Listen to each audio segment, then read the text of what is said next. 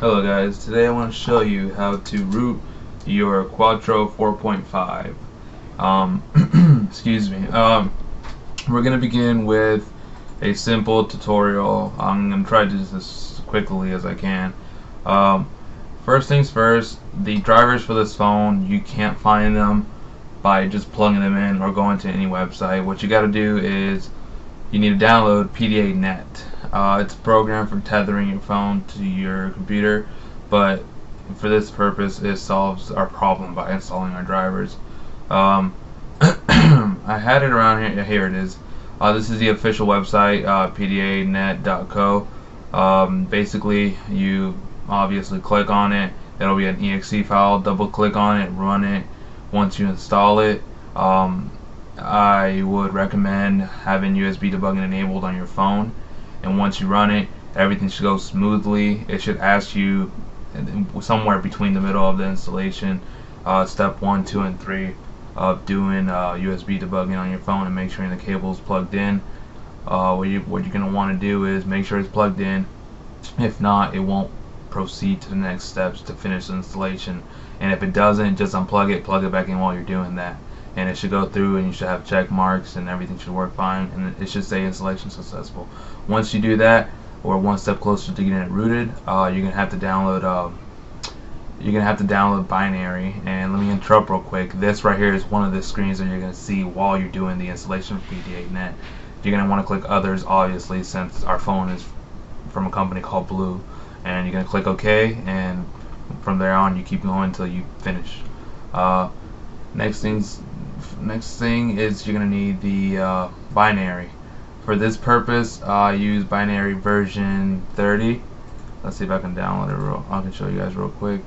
I use binary version 30. Usually on the tutorial that I saw, it's not a tutorial. Let's see if I can find it right here. One of the inputs that somebody wrote on XDA Developers, the guy used version 15 because he actually got his phone boot looped. And see right here, if you can see it, then I found an old version of binary 15 and tried again. This time it worked perfectly. For this tutorial, honestly, I tried both of them, but I tried 15 at the very end, and 30, and it worked perfectly. To download binary version 30, I will probably post it on here. I don't have the exact link right now, but I will go back and put it in there. Once you do that, let me go back and show you. Once you're on here, you're going to want to double click Run Me. You will have a screen like so. Your phone should be plugged in. It should be on USB debugging should be enabled, and it should be plugged into your computer with PDANET already installed, and PDANET should install the drivers and everything should pop up. The way you're going to know if the drivers are installed is by if this program actually recognizes the phone. And for purposes, I will not do it right now. All you're gonna have to do is honestly click 1 and press enter, and my phone isn't plugged in, so nothing's gonna happen, but it'll show you steps by step and say if it'll tell you if that it's pushing super user APK. It'll be pushing all the files it needs to the phone. And while you're doing this on your phone, you're gonna have a pop-up that's gonna say restore your phone. And before you do that, you'll have two options on the phone. I can't show you right now. I should have remoted into my Android phone so I could show you what it was, but for time purposes, to cut this video short, what you're gonna have to do is go to this site, and this is just for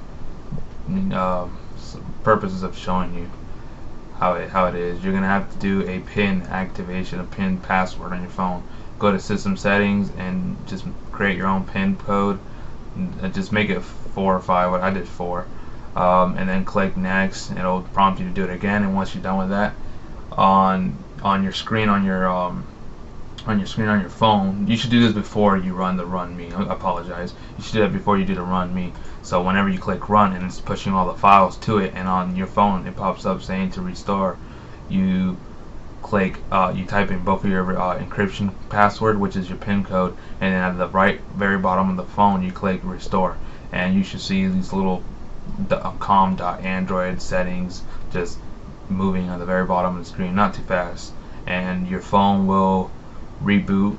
And what happened for me was I actually had my phone not boot loop, but it booted up. It did a little blue chime, and it booted up perfectly. And then when it got to the pin code screen, I saw what this guy explains right here. See if I can retrace it. He says that here we go. As soon as the screen changes to not here, that's not it. Let's see, it's back here. It's on the first page at the very bottom, I believe. Right.